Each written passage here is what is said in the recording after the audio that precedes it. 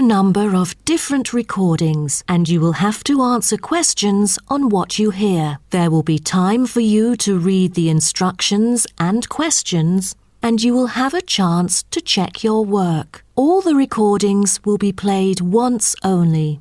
The test is in 4 sections. At the end of the test, you will be given 10 minutes to transfer your answers to an answer sheet. Now turn to Section 1. Section 1.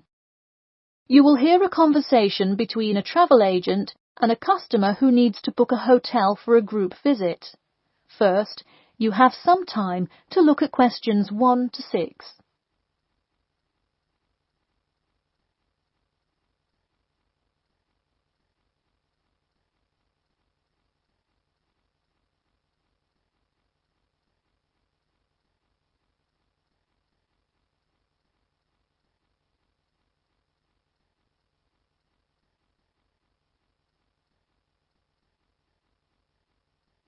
You will see that there is an example which has been done for you.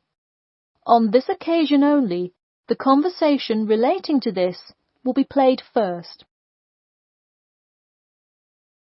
Hello, Elite Travel. This is Emily speaking. How may I assist you today? Hi, I have a group visit to plan, and I wonder whether you could help me decide on which hotel to book. I've narrowed it down to either the Winchester, the Royal Hotel, or the Star Hotel.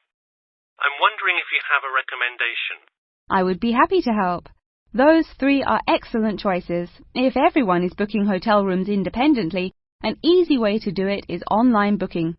The Star Hotel offers online bookings at no additional charge. It sounds fine. The woman says that the Star Hotel offers online bookings at no additional charge. So, choice B has been written in the space.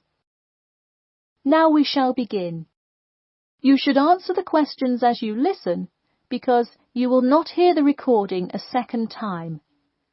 Listen carefully and answer questions 1 to 6. Hello, Elite Travel. This is Emily speaking. How may I assist you today? Hi, I have a group visit to plan, and I wonder whether you could help me decide on which hotel to book. I've narrowed it down to either the Winchester, the Royal Hotel, or the Star Hotel. I'm wondering if you have a recommendation. I would be happy to help. Those 3 are excellent choices. If everyone is booking hotel rooms independently, an easy way to do it is online booking. The Star Hotel offers online bookings at no additional charge. It sounds fine. Yeah, and you can even book the gorgeous sea view rooms if you act quickly. I'll consider that. It would be great since we're mostly first-time visitors to the area to get a nice view of the water. Now, are there handicap-accessible rooms? Yes, all 3 options have access for the physically disabled. Great. I should also mention that we'll be on a tight schedule, so we won't have much time to go out for meals. Which of these hotels serve food? There is a limited continental breakfast menu at the Star and at the Winchester. For a full restaurant and room service, the Royal Hotel is your best bet. Oh, wonderful. Could you tell me more about the restaurant? Absolutely. In the morning, there is a gourmet buffet or à la carte item, and after 11 a.m., lunch is served in the dining room. Dinners are in a nice, low-key but high-quality setting in the hotel's private dining room, and Fridays feature the house jazz band. How lovely. Is there a group discount? No, sorry, not at the Royal Hotel. Let me check on the others, though. Could I place you on hold for just a second? Sure, thanks. It looks like there is one at the Winchester. 15% off when you book 8 or more rooms. Really? Sold. We'll book at the Winchester. Wait, is it suitable for children, though? We'll have a few little ones in our group, and it would be great to have a way to keep them occupied. Yes, in fact it has a play place that kids just love, with slides and swings and everything. Definitely a good hotel to bring the kids. Okay, great. Before you hear the rest of the conversation, you have some time to look at questions 7 to 10.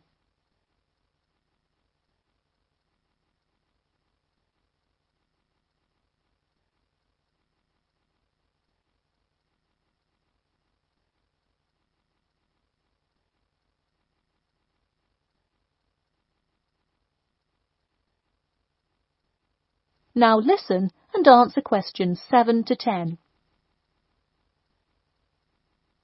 So now I know where we'll be staying. What next? Should I go ahead and book transportation and assign rooms and everything? Well, for now there are only a few things for you to take care of. We will hold a block of rooms for you as soon as you send a deposit. I recommend booking as soon as possible, so you probably want to send the invitations as soon as you know how many rooms to hold. Oh, right. Okay. I'll send the invitations and put down the deposit. Is there anything else I should take care of? Great. And don't worry about this now, but sometime before you arrive, do let us know if you'll be requiring our transport service to and from the airport. I'll make sure to let you know. Does that incur a service charge, or perhaps a tip, or some presents to show our gratitude for the personal car service? Oh, don't worry about it. It is a free service, so if you would like to tip, you are welcome to do so. But hotel drivers do not accept gifts. Thanks for your help. My pleasure. Enjoy your stay at the Winchester. That is the end of section 1. You now have half a minute to check your answers.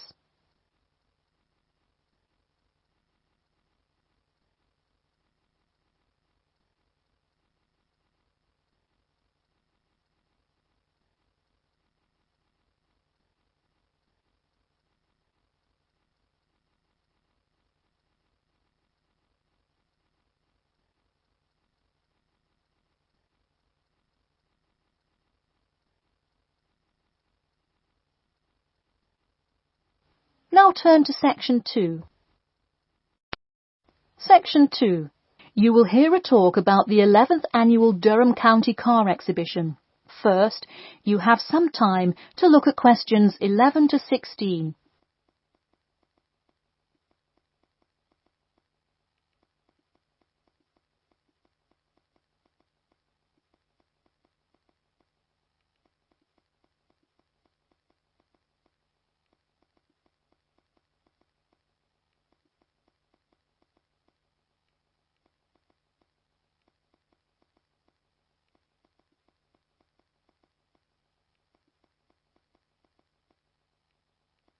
Now, listen carefully and answer questions 11 to 16. Ladies and gentlemen of Durham, start your engines. Skip Gordon here, inviting you to the 11th Annual Durham County Car Exhibition. That's right, it's that time of year again. Mark your calendars. The pre-opening event kicks off on the 18th, and the exhibition officially opens to the public on Saturday, March the 19th. Take it from me, you won't want to miss Durham's most attended public event of the year 5 times running.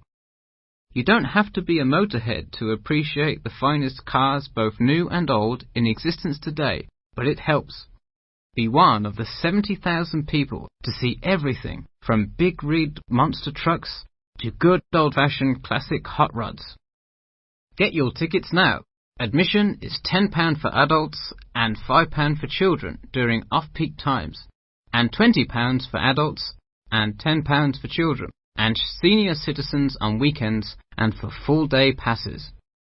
Come see vintage classics, bid in the auctions, and even test out a few on the Winners' Circle racetrack. An insider tip: weekends are the exact time when all of the best attractions take place, but to avoid Saturday crowds, join us this Sunday. You'll see me, Skip Gordon, and all your friends from WKXP there this Sunday at our very own booth, so stop by and say hi, and you might just win a prize of your own. A new attraction this year will be the addition of a new car category, electricity, namely the electric car class. See displays from Toyota, Honda, and you guessed it, Tesla.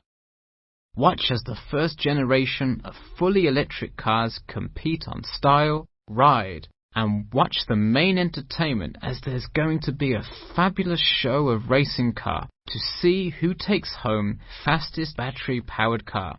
While not typically known for their speed, this new class is guaranteed to surprise you. Before you hear the rest of the talk, you have some time to look at questions 17 to 20.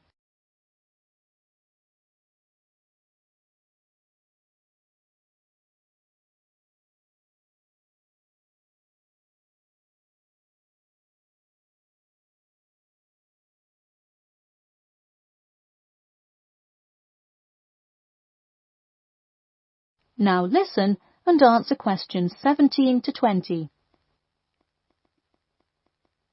Get tickets before they sell out. Last year's tickets sold out fast, so we upped the attendance this year. That's right, more seats. But don't wait. Act now and save. That's right, if you buy your tickets before this Friday, you'll get 2 for the price of 1. That's right, 2 for the price of 1. And don't worry, kids. Just like last year, there's something specially for you. Wreak havoc on the road with the Kids Crazy Cars ride, and then race around the Tiny Tykes track in your favourite child-sized race car. Meanwhile, Mom and Dad can take a spin in a ride a bit more than their size. We're rolling out a massive dirt track so you can get behind the wheel and test drive something a little more adventurous.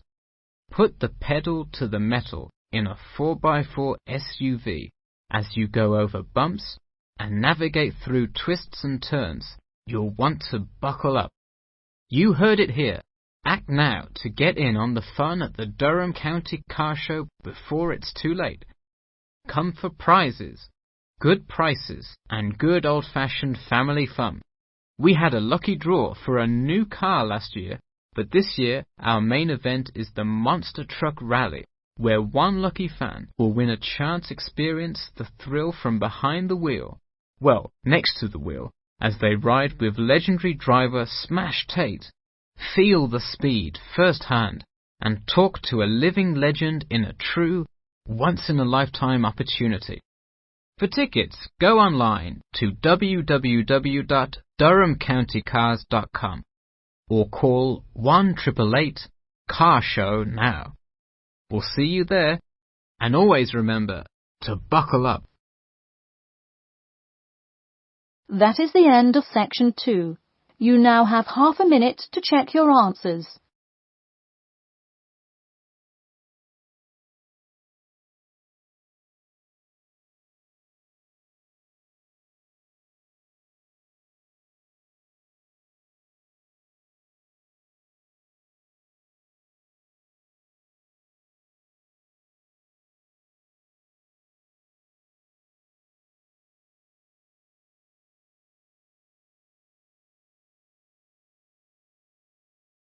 Now turn to section 3. Section 3. You will hear a student asking Professor Jameson for advice in choosing courses for next semester. First, you have some time to look at questions 21 to 23.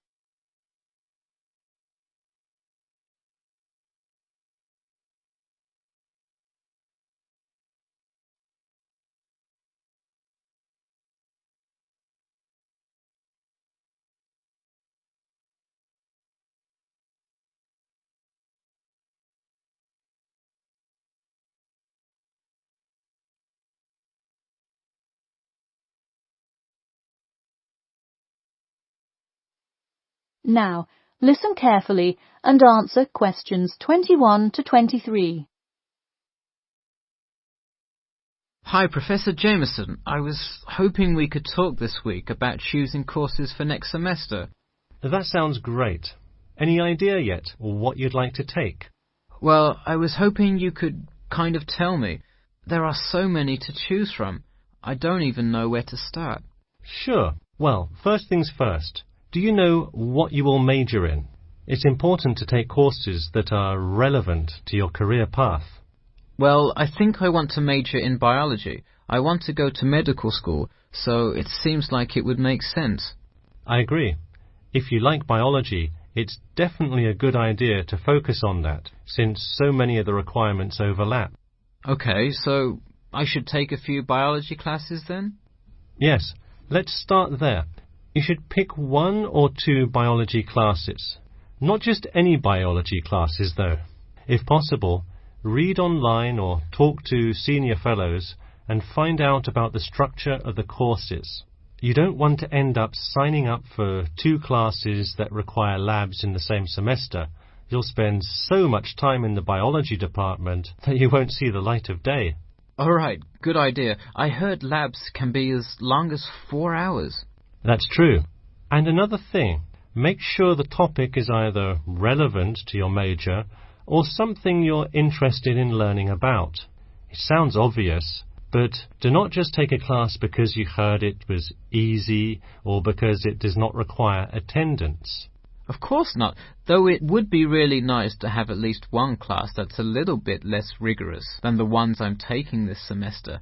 I barely sleep as it is with all this studying. That may have more to do with your study habits, though I don't disagree that your schedule is really difficult this semester. Before you hear the rest of the talk, you have some time to look at questions 24 to 30.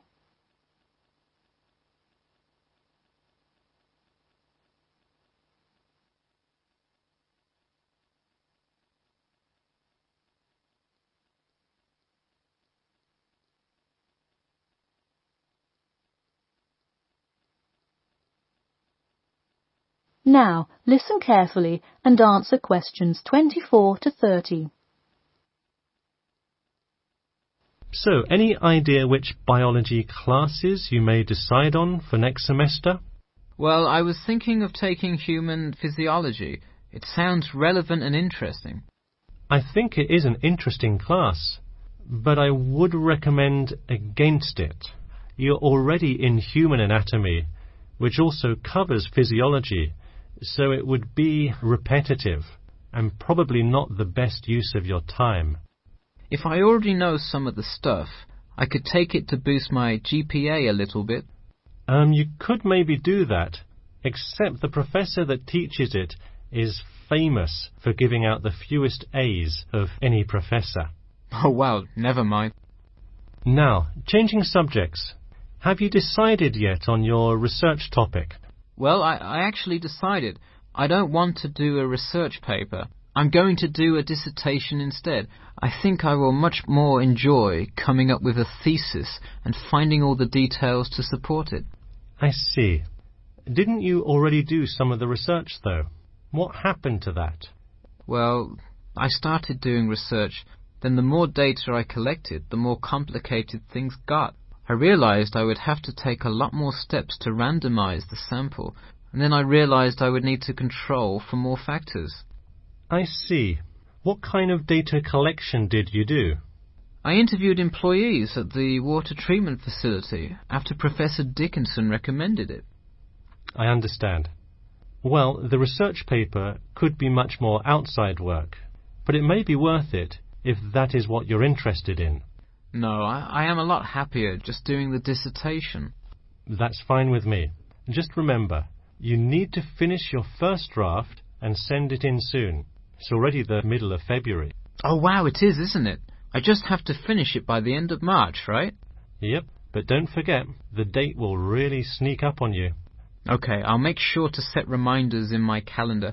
And who do I talk to about registering my dissertation?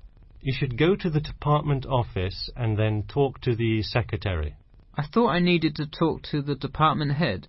Not for registering. If you need help developing your dissertation, that's when you should go to the department head. I see. And who would I see about getting access to the database of past research on my topic? That you can find in the computer lab, specifically in the office. You'll have to ask a lab technician to give you access. Okay. Well, I'll go ahead and get started on that then. Thanks. That is the end of section 3. You now have half a minute to check your answers.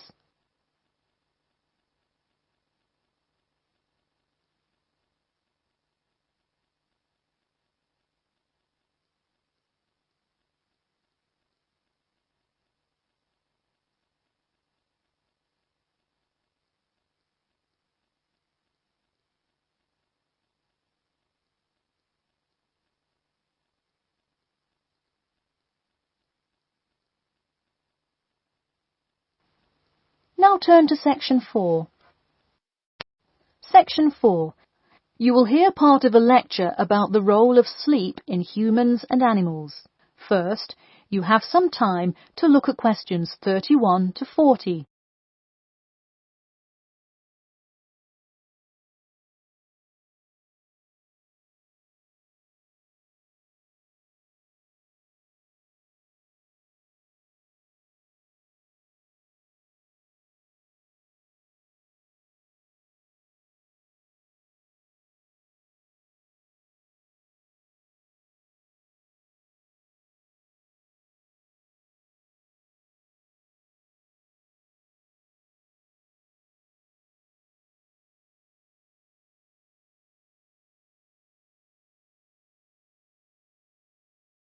Now, listen carefully and answer questions 31 to 40. Good morning, everyone. In today's lecture, I'm going to talk about the role of sleep in humans and animals. Of all the biological processes in the animal kingdom, sleep is perhaps the most important. A human can survive for almost 2 weeks without eating, but did you know that 1 week without sleep can be fatal? It's even worse for animals, especially for those who must avoid predators. Without sleep, an animal is much less capable of avoiding an attack. This is the case for all animals, whether they are reptiles, mammals or fish. Let us look now at how different animals sleep, reasons for their ways of rest, and the potential problems they might encounter. In marine life, sleep must be balanced with breathing. For example, the dolphin must float to the surface as it sleeps in order to breathe. Like other large sea mammals, they keep one eye open and one half of the brain awake at all times to maintain some amount of consciousness required to breathe and to watch out for possible threats. They sleep with only one brain hemisphere in slow wave sleep. Birds also have unusual sleeping patterns, mostly due to being constantly on edge in the presence of numerous predators. They usually sleep quite lightly. For example, Swainson's thrush, also called olive-backed thrush, is a medium-sized thrush that takes hundreds of naps during the day, each of which lasts just a few seconds. While migrating, migratory birds tend to function well on micronaps. Horses, on the other hand, do most of their sleeping standing up. Scientists think that horses developed their habit of sleeping upright as a defense mechanism, a way of protecting themselves against predators, and a standing position keeps a horse in a constant state of readiness to race away if danger should approach. Also, horses do occasionally take short naps lying down. Horses are heavy animals with big muscles, but their bones are surprisingly delicate, so lying in one position for a long time could well injure a horse. Just like humans, animals can also have sleeping problems. Dr. John Hendricks and Adrian Morrison from the School of Veterinary Medicine, University of Pennsylvania in Philadelphia, determined that certain diseases were primarily associated with the sleep states in animals. In their research, they emphasized that because so much in this area still remains unclear, animal models were very important for studies of sleep disorders. The physiology of sleep in animals is similar to that of humans.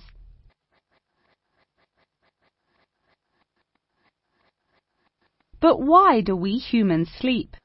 Researchers and scientists believe it helps us organize our memories of the day, that sleep acts as a kind of filing system for the brain. Without it, our thoughts become disorderly and confused, which leads to increased likelihood of accidents and a tendency to say and do bizarre things. Researchers also believe that sleep plays a key role in learning. We sleep so that the brain can integrate new knowledge and form new associations. Because of the similar sleeping pattern to that of humans, rats are often studied in order to increase our knowledge of human physiology. In one study, rats were kept awake for almost 2 weeks and their behavior was observed. Researchers found the sleep-deprived rats could hardly remember anything of what they had been taught that day. For example, one rat had been taught to recognize pictures of various Parisian landmarks in order to receive food. Pressing a button below a picture of the Louvre would result in food being released, and so forth. However, When deprived of sleep, they would press buttons seemingly at random. In addition to rats, the fruit fly, a small insect that feeds and breeds on spoiled fruit, also has been used as a model organism, and thousands of scientists around the world work on it. But why was the fruit fly chosen to be studied? It was for practical reasons. The most important one is that the relationship between fly and human genes is so close that the sequences of newly discovered human genes, including genes that show a susceptibility, can often be matched against their fly counterparts. This provides an indication of the function of the human gene and could help in the development of effective drugs to help people with sleeping disorders. Therefore, many scientists today choose to study the genetic structure of the fruit fly, which could make a particularly important contribution to the understanding of developmental processes in humans. In conclusion, sleep is a necessary part of life, not just for humans, but for the entire animal kingdom. Now, I'd be happy to answer any questions you may have. That is the end of section 4. You now have half a minute to check your answers.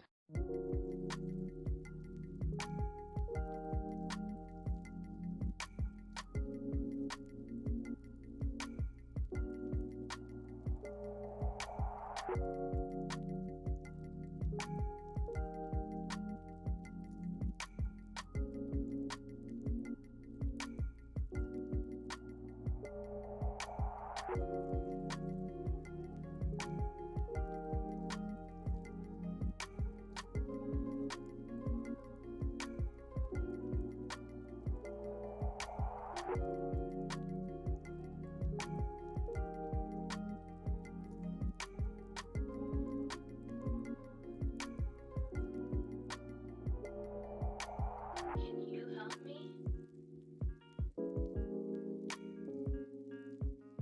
I need more energy. Can you help me? I need more energy. There's always a choice. Can you help me? Can you help me? I need more energy. There's always a choice. Can you help me? Can you help me? I need more energy. There's always a choice. Can you help me? Can you help me? I need more energy. There's always a choice. Can you help me? Can you help me? I need more energy. There's always a choice.